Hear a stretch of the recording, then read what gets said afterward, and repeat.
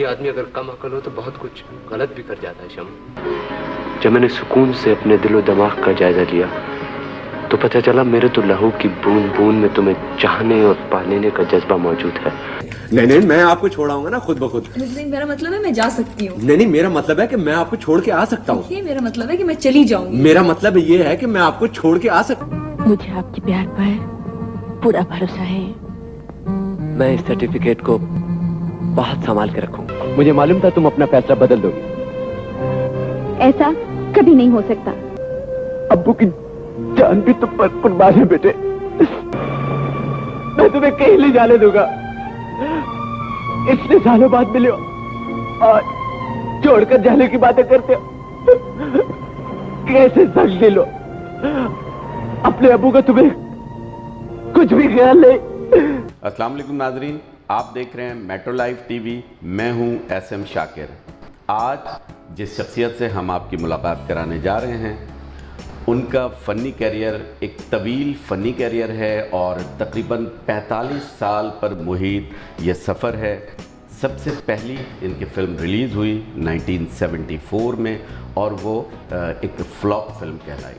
लेकिन उसके बाद इन्होंने हिम्मत ना हारी और फिर टीवी ड्रामा में काम करते रहे और उसी दौरान फिर पूरे 9 साल बाद बहैसियत हीरो इनकी फ़िल्म रिलीज़ हुई जिसने सुपर डुपर हिट कामयाबी हासिल की और उसके बाद फिर वो पाकिस्तान के सफ़े अव्वल के अदाकारों में यानी सफ़े अव्वल के हीरो में वो शुमार किए जाने लगे और आवाम के दिलों की धड़कन बन गए। बेइंतहा बेशुमार टीवी ड्रामा सीरियल इनके क्रेडिट पर हैं और इसके अलावा बेशुमार फिल्में। आज के दौर में ये कहा जाए कि इनके बग़ैर कोई ड्रामा और कोई फिल्म नामुकम्मल है तो ये बेजा ना होगा। हर प्रोड्यूसर की ख्वाहिश होती है कि इनको कास्ट ज़रूर किया जाए। तो इनका नाम है जावेद शेख। अस्सलाम वालेकुम सर। वालेकुम सलाम। सर क्या हाल है? ठीक है अल्हम्दुलिल्लाह। सबसे पहले तो सर बेहद शुक्रिया कि आपने हमें टाइम दिया और अपने कीमती वक्त से वक्त निकाला हमारे लिए। टाइम दिया आपको, बहुत तंग करके टाइम दिया। नहीं बहुत अरसे से नहीं, जाहिर है आप मसरूफ़ हैं और ये बात सारा पाकिस्तान जानता है बल्कि पूरी दुनिया जानती है कि आप बेहद मसरूफ़ हैं और बस आपकी ये ज़रा नवाजी कि आपने हमें टाइम दिया। सबसे पहले सर थोड़ा सा अपने इब्तदाई कैरियर के बारे में बताएं क्योंकि हम ये इंटरव्यू यूट्यूब हमारा चैनल है मेट्रो लाइव जो पूरी दुनिया में देखा जा रहा है और बहुत सारे ऐसे लोग हैं जो आपके बारे में जानना चाहते हैं, आपके इब्तदाई कैरियर के बारे में जानना चाहते हैं। ख़ास तौर पे जो नौजवान नस्ल है वो जावेद शेख के बारे में बहुत कुछ जानना चाहते हैं जिनको नहीं पता। तो थोड़ा सा इब्तदाई कैरियर के बारे में अगर बताएं।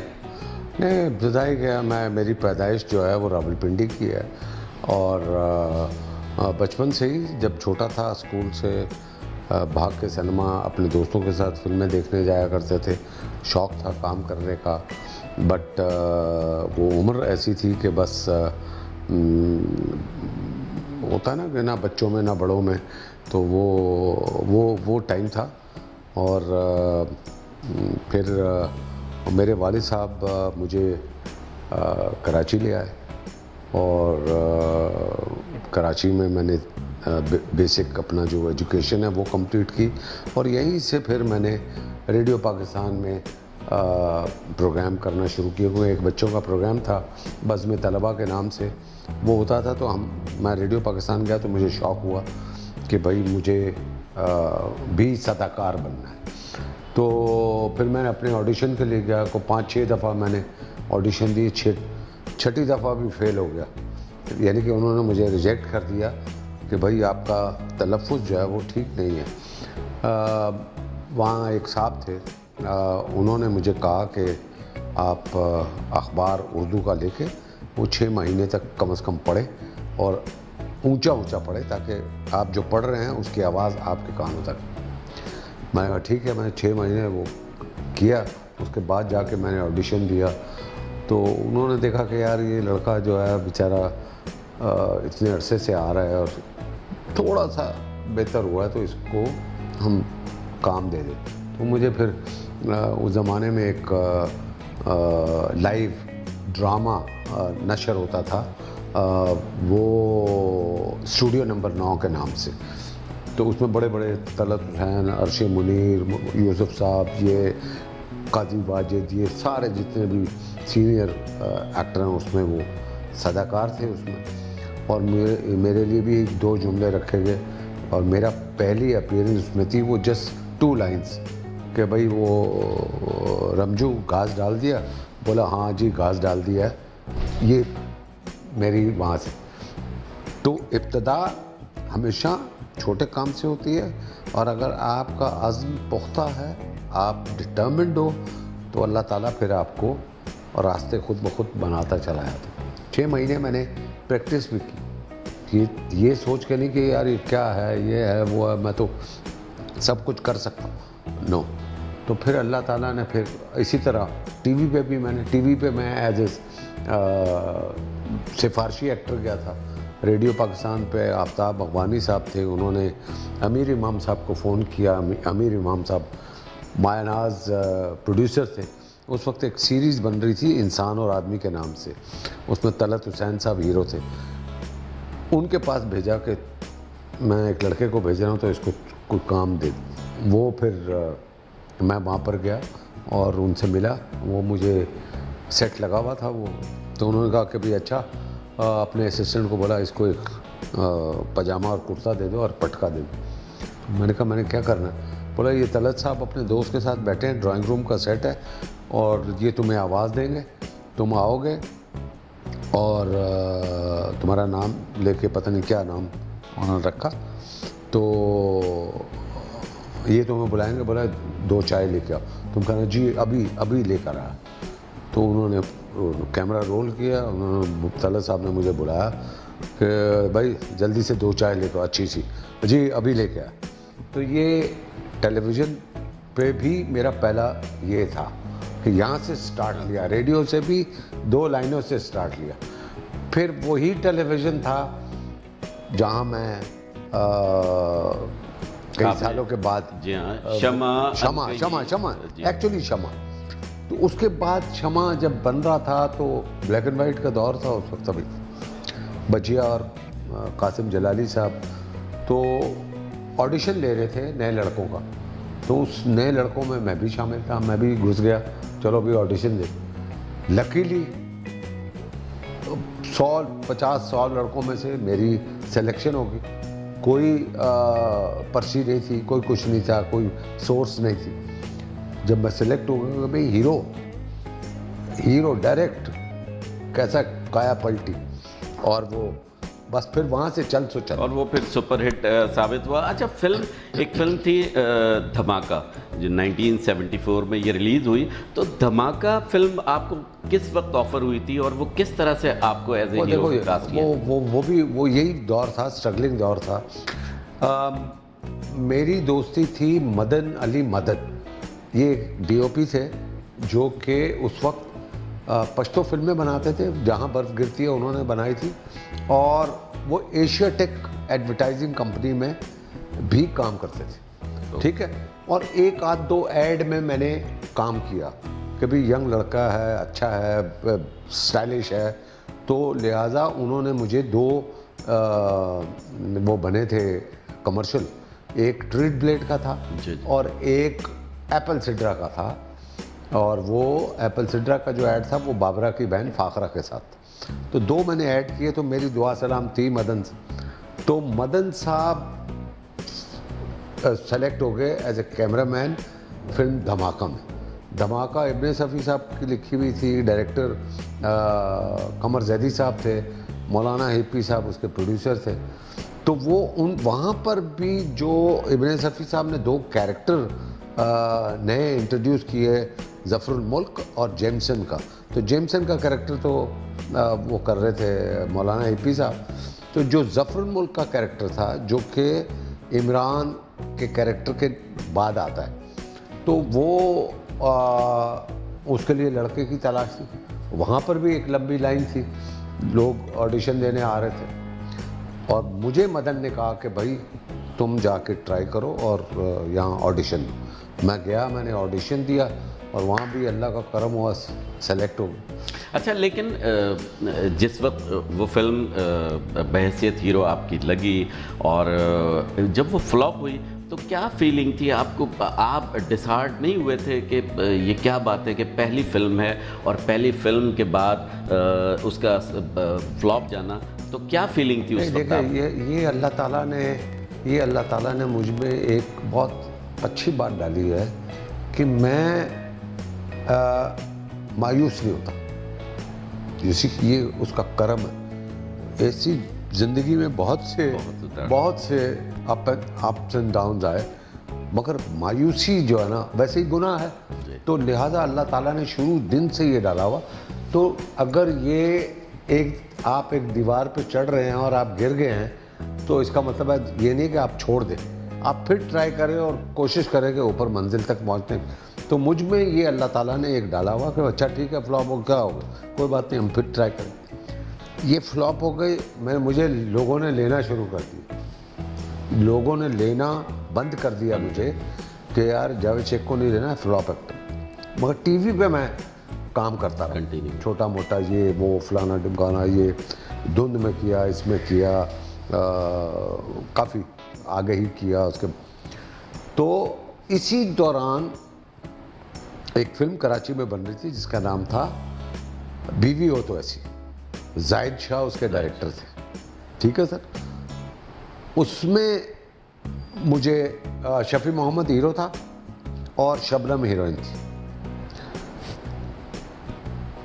उन्होंने एक सेकंड कैरेक्टर के लिए मुझे अप्रोच किया कि यार ये तुम कर लो। मैंने कहा यार मैंने तो हीरो का रोल किया है, अब मैं सेकंड रोल क्यों करूँगा।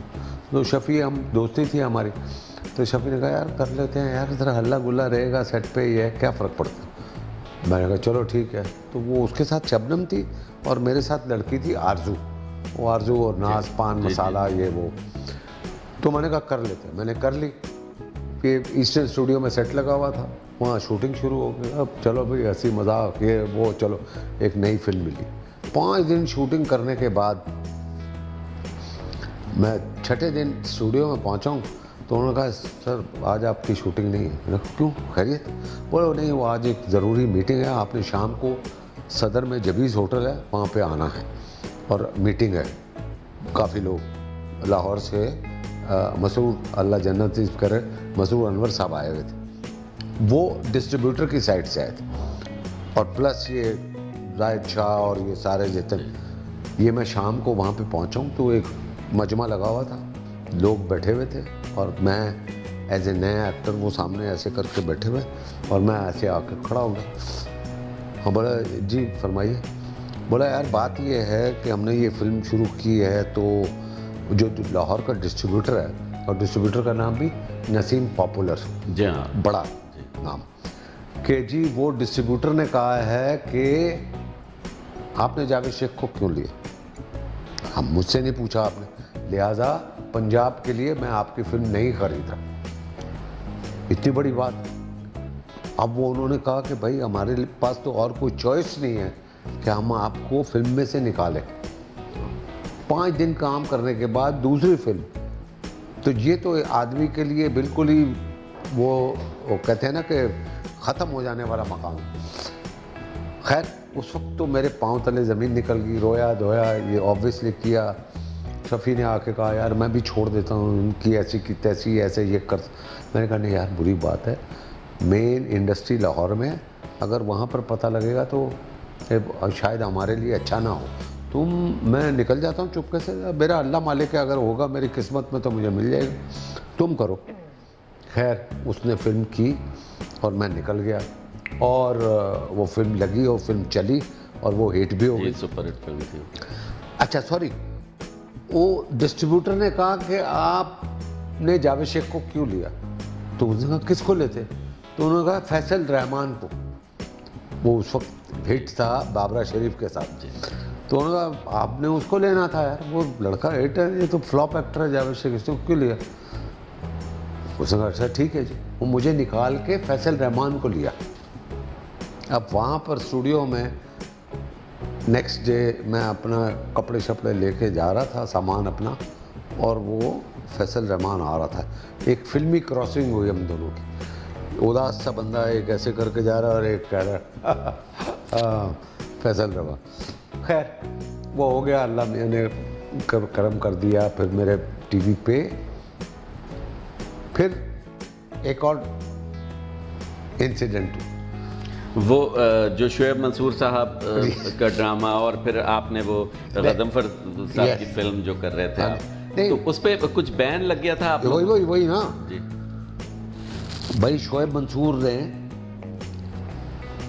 एक सीरियल शुरू किया हसीना मोइन के साथ, मैं और बहरोज उसमें थे। उसका पायलट रिकॉर्ड हो गया और उन्होंने वो उसको रिकॉर्ड करना था। तो इस दौरान गज़नफ़र अली की एक फिल्म जिसका नाम दूसरा किनारा था, जिसमें दीप्ति नवल हीरोइन थी, मैं, बहरोज और शफी मोहम्मद उसमें कास्ट हुए और फिल्म की शूटिंग शारजा में थी। उसके प्रोड्यूसर भी अब्दुल्ला बुखातिर, ये बुखातिर जो स्टेडियम वाली। हमने कहा कि यह बहुत बड़ी ऑफर है, इंटरनेशनल फिल्म है और यहाँ पे अच्छा उस ज़माने में शाकिर साहब, उस ज़माने में एक्टर जो है वो एनओसी लेकर जाता था। मुल्क से बाहर जाना है तो पीटीवी से आपको एनओसी लेनी थी कि मुझे फलां दिन। हमने जाकर अपना जो एमडी साहब थे उनसे जाके जीएम पीटीवी बुरहानुद्दीन हसन, तो वो उनसे हमने इजाज़त मांगी। उन्होंने कहा पागल हो गए तो उन्होंने शेर से ये हुआ, कोई नहीं जाना। शफी मोहम्मद अफशां कर रहा था जो कि ज़हीर खान का सीरियल था, ऑन एयर था और हमारा जो था, हमारा पायलट रिकॉर्ड हुआ था, हेडक्वार्टर से उसकी परमिशन आ गई थी कि इसको स्टार्ट कर दें। अब ये दोनों जगह फंसे हुए थे तो इसलिए वो जीएम साहब ने मना कर दिया। अब हमने तीनों ने मीटिंग की कि यार ये फिल्म तो नहीं छोड़नी चाहिए, तो ये तो हमको जाना है। तो हमने क्या किया, हमने प्लानिंग की कि हम बग़ैर किसी को बताए हुए हमने फिल्म साइन कर ली और एक दिन चुपके से रात को अलग अपने अपने घरों से निकले, एयरपोर्ट पे मिले और एयरपोर्ट पे हमने इमिग्रेशन पे चले गए। अब इमिग्रेशन पे जैसे ही गए तो सामने से उस वक्त के प्रोग्राम मैनेजर शाहिद इकबाल पाशा, वो सामने से हमें नज़र आ गए। अरे तुम लोग का, तो अब हम घबरा गए। हमने कहा यार वो हम किसी को लेने के लिए आए हैं। तो बोला ये तो डिपार्चर लाउंज है। वो तो अराइवल, हाँ अरे गलती हो गया, हम ऐसे निकले। फिर वो इधर निकला तो हम वापस आ गए। हम खैर बहरहाल किसी तरीके से हम इमिग्रेशन थ्रू करके जहाज़ में जाके बैठ। जहाज़ टेक ऑफ के लिए गया, रनवे पे खड़ा हुआ। अब वो कुछ टेक्निकल प्रॉब्लम था जहाज़ में, अब जहाज़ टेक ऑफ नहीं कर रहा। अब हमारे दिल में चोर तीनों के कि हम तो शाहिद इकबाल पाशा ने देख लिया हमें। अब हमारे दिल में ये है कि इन्होंने बुरहान साहब को फ़ोन कर दिया कि तीनों भाग रहे हैं तो लिहाजा इनको रोका जाए। अब वो जहाज़ जो है रनवे पे 15 मिनट खड़ा रहा, कोई उसकी टेक्निकल प्रॉब्लम थी। अब हमारे वो बताया भी नहीं गया। हम ये कह रहे हैं कि भाई शाहिद इकबाल पाशा ने देख लिया, वो बुरहानुद्दीन साहब कंट्रोल टावर में पहुंच गए। उन्होंने कहा जहाज़ रोको, वापस लाओ, इन तीनों को उतारो और फिर जाना। अब वो बहरोज रो रहा है, ये कर रहा है, फलाना कर रहा है। यार मैं कहाँ फंस गया तुम लोगों को यार। अब तो खैर वो थोड़ी देर बाद अनाउंसमेंट हुई कि टेक ऑफ कर रहे हैं, टेक्निकल फॉल्ट, टेक ऑफ कर रहे हैं। शुक्र अल्हम्दुलिल्लाह यार, ये तो बच गए हम। जब हम शारजा पहुंच गए हम बहुत खुश थे। दीप्ति नवल, ये वो भाई, उस वक्त दीप्ति नवल का बड़ा नाम, शबाना आज़मी, समीता पाटिल, ये फारूक शेख, ये सारा एक ग्रुप पैरेलल सिनेमा का। मगर जो यहाँ पर खबरें थी कि जी ये तीनों एक्टर चले गए हैं, जो जंग अखबार में इतनी बड़ी खबर छपी कि भाई 3 एक्टर पाकिस्तान से भाग के चले गए पीटीवी के, जिसमें शफी मोहम्मद का रनिंग सीरियल छोड़ के गया। तो रनिंग सीरियल छोड़ने में बड़ा नुकसान था कि भाई वो किसी के वालिद का रोल कर रहे थे, तो अगली एपिसोड उनकी रिकॉर्ड ही नहीं हुई थी। तो वो अनाउंसर आती है, वो कहती है कि आज से जो लड़की फ़लाँ है उसके वालिद जो शफी मोहम्मद कर रहे थे, आज से कुर्बान जिलानी साहब इसके वालिद। तो ये बड़ी बात थी, कभी हिस्ट्री में ऐसा नहीं हुआ। और जो हमारा जो सीरियल था जो, वो तो शोएब मंसूर ने टेक्निकली उसको रोक दिया। पीटीवी ने कहा कि भाई तुम किसी और एक्टर को ले लो, हेडक्वार्टर ने कहा तो उसने कहा, शोएब ने कहा कि अच्छा मैं अभी लिखा नहीं गया ये करते करते। खैर वहाँ पर हमें जो खबरें मिल रही थी कि भाई हमको पकड़े जाएंगे, पुलिस आएगी, हमें ले जाएगी, सज़ा मिलेगी, जुर्माना होगा, इतना नुकसान हुआ। खैर किसी तरीके से 1 महीना हम रुके, वापस आए, हम टीवी के अंदर जाने लगे तो चौकीदार ने रोक दिया, आप जा नहीं सकते भाई, बैन लग गया आपको, और इनडेफिनेट पीरियड का, कब खुलेगा ये नहीं पता। अब हम सारे बैठे उधर खड़े होके रो रहे हैं, यार हमारा तो ये रोटी पाली ये सारा। बोला तुम लोगों को तो बड़ा शौक था ना इंटरनेशनल स्टार बनने का, अब भुगतो। अब हमने क्या सोचा, हम बुरहानुद्दीन साहब के पास गए, यार माफ़ कर दे ये। उन्होंने कहा नहीं भाई वो तो चेयरमैन जनरल मुजीब साहब थे, चेयरमैन पीटीवी। हम कभी लाहौर कभी इस्लामाबाद, हम तीनों उसके पीछे आए, खुदा का वास्ता माफ़ कर दे, हाय नो हाय नवा। वो करते करते 10 महीने गुजर गए, 10 महीने हम बैन रहे। 10 महीने के बाद वो जनरल मुजीब जब ये 4-5वीं दफ़ा हम उनके पास गए तो उन्होंने कहा अच्छा चलो, तो वो हमारा बैन खुला। हमारा जैसे ही बैन खुला है तो शोएब मंसूर ने अजनबी के नाम से वो शुरू हुआ था, अब दोबारा शुरू किया तो अनकही था, तो वहाँ से फिर चल सो चल। उसके बाद तो फिर आप टीवी पे भी बड़ा मसरूफ़ रहे, फिर मारूफ एक्टर बन गए। नहीं बस अनकही के बाद तो वो फ़ौरन मुझे नज़र शबाब और सतीश आनंद की ऑफ़र आ गई थी, कभी अलविदा ना कहना। जी, कभी अलविदा ना कहना। कभी अलविदा ना कहना जिस वक्त आप कर रहे थे तो उस वक्त भी आपको ये लगता था कि मैं फिर शबनम के साथ हूँ, ऐसा ना हो कि फिर कहीं नहीं, तो कुछ डर था? हाँ नहीं, कभी ये नहीं सोचा। देखें पहली फिल्म में शबनम, दूसरी फिल्म में शबनम, बीवी होते हसीन, वो दोनों फिल्में वो फ्लॉप हो गई, ये बनी नहीं, इसमें से निकाल दी गया। ये तीसरी फिल्म, इसमें भी शबनम। मगर इसमें कमाल ये था कि 2 हीरोइन थी और सिंगल मैं ही था, ठीक है। अच्छा खैर अल्लाह का करम हुआ कि वो फिल्म बनी, लगी, हिट हो गई। उसके लगने से पहले ही ज़फ़र शबाब की फिल्म मेरे पास, परवेज़ मलिक की फिल्म मेरे पास, जंजीर, और ये फिल्म करते हुए इनके एक लाइन थी, तो वो लाइन ने ऐसा बस कि जावेद शेख आपकी जैसे मिस कोलंबो, उसके बाद कभी अलविदा ना कहना, मिस कोलंबो, शादी मगर आदि, ये वो पुराने लाइन थी जंजीर। लेकिन उसके बाद हांगकांग के शोले में आपने जान साहब के साथ काम किया, लेकिन जान साहब की जो अगली फिल्म थी बैंकॉक के चोर और रूबी जो उसमें आप जो है वो कास्ट आप ही हुए थे, लेकिन बाद में फिर वो इमरजेंसी के तौर पे उनको उसकी भी वजह है, इज़ार कादी, उसकी भी वजह। तो वो क्या सलमा आगा? नहीं, जी हाँ वही था, क्योंकि मेरी उस वक्त शादी हो गई थी सलमा आगा से, और मैं ज़्यादातर वो जब उधर जाती थी तो वो मुझे कहती थी कि साथ चलो, और अकेले नहीं जाना, तो मैं उनके साथ होता। कभी मद्रास में, कभी दिल्ली में, कभी इधर है, तो मैं साथ हूँ। और मैं उनको बताता, जैसे ये बैंकॉक के चोर यूनिट पूरा बैंकॉक में बैठा हुआ है और मुझे 15-16 तारीख को पहुँचना वहाँ पर, और यहाँ मैं कह रहा हूँ कि यार मुझे जाना होगा। नहीं भाई नहीं जाना है, बकवास पाकिस्तानी फिल्म है ये वो फलाना। वो मेरी फिल्म छुड़वा दी उन्होंने मजबूरन। यस, जावेद फाजिल की फिल्म नेपाल में क्या नाम था? हमसे है ज़माना। हमसे है ज़माना। नदीम साहब की जगह मैं था। अच्छा, उसमें आप? यस, उसमें भी मैं था, ये रूबी में भी मैं था।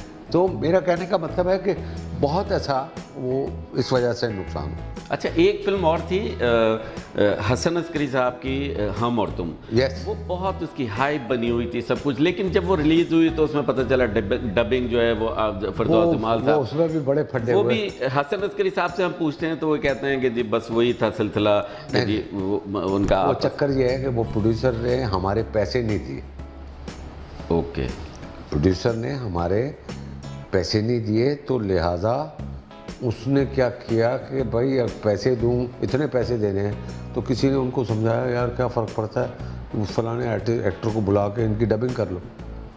उन्होंने वो डबिंग की, वो और बेड़ा गर्क हो। जी हाँ बिल्कुल, आई थिंक वो एवर न्यू पिक्चर्स की वो फिल्म थी। नहीं, वो कैप्री सिनेमा वाले हैं, उनकी शमी मलिक, शमीम मलिक। Yes, तो लेकिन उस फिल्म के जो फ्लॉप होने की वजह यही बनी कि उसमें Obviously। जी हाँ बिल्कुल कि जी, बड़ा आपकी अच्छा dubbing- शूट हुआ था। अस्करी साहब माशाल्लाह बहुत अच्छे डायरेक्टर हैं, बहुत अच्छा शूट हुआ था, म्यूज़िक बहुत अच्छा है, रॉबिन घोष साहब का म्यूज़िक था उसमें, और बस वो सिर्फ इन वजूहात की वजह से वो नहीं। आपके साथ मुतअद्दिद हीरोइंस के अक्सर नाम आते हैं, जैसे सलमा आगा, नीली, सना, और आपके इब्तदाई दौर में एक लड़की थी जो फ्रेंच एक लड़की थी, उसके शायद आपने फ्रेंच भी सीखी या उसने वहाँ आपको सिखाई, तो आप शायद फ्रांस भी गए थे। तो ये 3-4 लड़कियाँ आपके ज़िंदगी में हैं आपकी मिसेस के अलावा, मतलब ये तो ये क्या था? ये लड़कियां मेरे मिसेज के बाद की हैं, जब मेरी डिवोर्स हो गई थी। अच्छा। यस, ऐसा नहीं है, ऐसा नहीं है। तो वो जो फ्रेंच लड़की थी वो तो शादी से पहले की बात है। अच्छा। वो और उस वक्त की है जब मैं एक्टर भी नहीं था। ओके। वो 73-74 सर, वो तो उस वक्त की बात है, वो तो उस वक्त की बात है। तो वो उसका किसी चीज़ से लिंक नहीं था। खैर, वो तो उस वक्त की बात थी। और उसके बाद ऑब्वियसली जब हमारा ये हुआ डिवोर्स और फिर सलमा आगा से शादी हुई, ऑब्वियसली वो भी 3 साल चली। उसके बाद वो उसकी भी एक कहानी है, वो एक एपिसोड का भी फिर रिकॉर्ड करवाऊंगा आपसे। तो वो बहुत वाक़यात है और टाइम आपके पास कम होगा। एनीहाउ, तो वो फिर उसके बाद वो एक फड्डा चला, ये किया, उसने मुझे मना किया। मैं हिंदुस्तान में फ़िल्म कर रहा था, खून भरी मांग, मैं उसमें सेलेक्ट हो गया था as a hero. Rekha heroine थी, ज़बरदस्ती मुझे रोका गया। जिस तरह बैंकॉक के चोर में इज़हार काजी आ गया, इस तरह यहाँ पर उन्होंने मुझे रोक के ज़बरदस्ती उससे निकलवाया और मेरी जगह कबीर बेदी आया। सो ये कहानी चली। फिर खैर मैंने कहा यार कि नाम बुरा होगा हिंदुस्तान में ये, मगर मैंने लालच नहीं की, लालच नहीं की। अगर मैंने लालच की होती तो वो फिल्म मैं करके सलमा आगा को छोड़ चुका होता, ठीक है, मगर लालच नहीं थी और ना ये कोई जहन में बात थी। तो वो सारा सिलसिला हुआ, बट वो इसी वजह से वो चल नहीं सका। बहुत सी वो एक मैंने कहा ना बहुत एक अलग सी कहानी। नीली और जावेद शेख का पेयर बहुत हिट था, सुपर हिट था, और लोग उसे पसंद करते थे और तो देखना भी चाहते थे। लेकिन एक इल्ज़ाम ज़रूर लगता था जो आज आप उसकी तस्दीक या तरदीद करेंगे कि जी जिन फिल्मों में नीली को कास्ट किया जाता था तो वो कहते थे कि जी शेख साहब होने चाहिए, और शेख साहब जिस फिल्म में कास्ट होते थे वो कहते थे कि नहीं नीली। ऐसा होता था? कभी नहीं। देखो, अल्लाह ताला ने जब दोनों को मकाम दिया होता है तो फिर किसी को किसी के कहने की ज़रूरत नहीं है। सही। इसी या तो ये है कि दोनों में से कोई हल्का होता, जी हाँ बिल्कुल, तो फिर तो कहते यार इसको ज़रा चांस दे दो। अल्लाह ताला ने उसको भी नाम दिया हुआ था, अल्लाह ताला ने मुझे भी इज्जत दी हुई थी, तो लिहाजा ये प्रोड्यूसर डायरेक्टर की ख्वाहिश होती है कि दोनों को साथ रखें। लोग सबसे ज़्यादा अगर देखा जाए तो आपको नीली के साथ ही पसंद करते थे। तो क्या कभी ऐसा कोई स्टेज आया, क्योंकि आप मुल्क से बाहर भी गए और पाकिस्तान में भी शूटिंग्स बहुत करीब रहे, कभी ऐसा कोई मौका आया कि जी कोई शादी की ऑफ़र उन्होंने की हो या आप? हमारा इरादा था, ऑफ कोर्स यस, हमारा इरादा था शादी का, बट वो बस नहीं हो सकी। किस्मत में होता ना कि भाई किस्मत में लिखा होता है, वो नहीं हो सकी। बट यह है कि बहुत अच्छी अंडरस्टैंडिंग थी, बहुत अच्छा, और उन्होंने मुझे एक मुश्किल वक्त में से निकाला। ये डिवोर्स के बाद एक मुश्किल वक्त था। बहरहाल वो एक बहुत अच्छी खातून, बहुत अच्छी आर्टिस्ट, अल्लाह मियाँ जहाँ भी हैं वो अल्लाह मियाँ उनको खुश रखे, बस ये। आमीन। मुश्किल पे मुझे याद आया कि आपकी जो पहली डायरेक्शन थी मुश्किल, वो वाकई एक बहुत आला मेयार की फिल्म थी, लेकिन क्या वजह थी कि वो उस कामयाबी से हमकिनार ना हो सकी जो उसका हक था, और वो बहुत बड़ी फिल्म थी, पाकिस्तान की क्लासिक फिल्मों में उसका शुमार। लेकिन क्या वजह थी कि वो क्यों, आपको क्या लगता है वो बड़ी कामयाबी क्यों नहीं हासिल कर सकी? It was a dry subject. Dry subject का मतलब है कि उस वक्त लोग फिल्में देखते थे मुंडा बिगड़ा जाए, जी हाँ, उसके साथ ही लगी, उसके साथ ही लगी, और आप देखें मुंडा बिगड़ा जाए में लोगों ने कहा हिट है।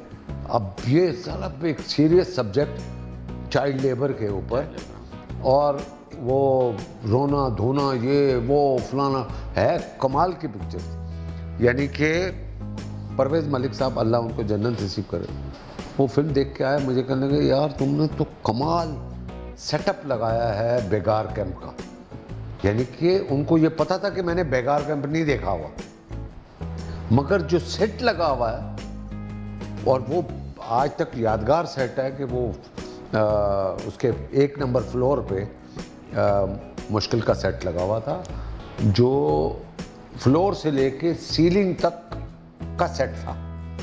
यानी कि ऊपर से वो सेट शुरू होता है और वो जो नीचे तक आता है और वो अंदर ट्रॉलियाँ भी चल रही हैं और आग भी लगी हुई है, तो बर्फ़ खाना भी है, तो पता नहीं क्या क्या था।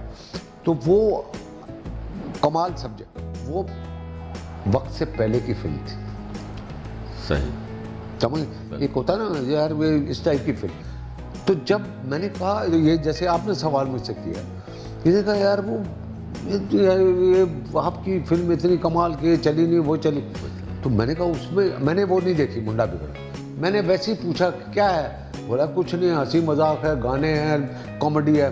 मैंने कहा यार ये काम तो आसान है। शायद फिर आपने इसी वजह को सामने रखते हुए फिर चीफ साहब आपने इसी तरह फिल्म बनाई, अल्लाह मियाँ, और वो बिल्कुल यही सोच के अगर ये फिल्म बनाने ऐसी बनानी है तो मैं अभी बना। 6 महीने में सर वो फिल्म मैंने टर्की में शूट की, वापस आए, वो फिल्म लगी है, तो उसने रिकॉर्ड कायम कर दिया। जी बिल्कुल है। तो बात वही होगी कि दौर था इस टाइप की फिल्मों का। It was too early for that film.